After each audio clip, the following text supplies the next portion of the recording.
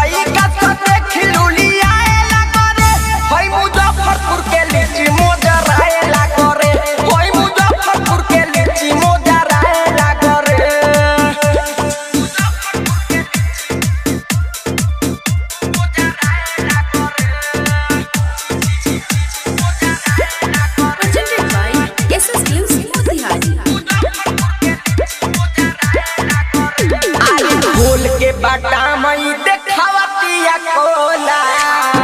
कोला देखावतिया कोला धरे लागोले करा छपटी कोला कोला हो गाछ बटी कोला ए भैया खोल के बाटा मई देखावतिया कोला धरे लागोले करा छपटी कोला ओभिए से कहती भेटाए लागरे होय मुजफ्फरपुर के लीची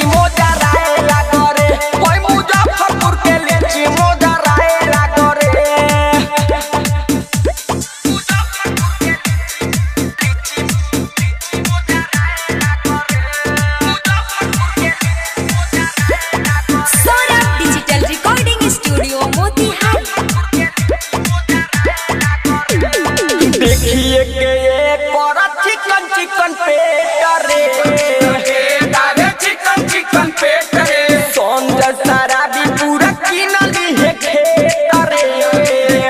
दावे किनली है खेत रे सुना ना देखिए के कोरा चिकन चिकन पेट रे कौन सूजी तो पूरा किनली है खेत रे सारा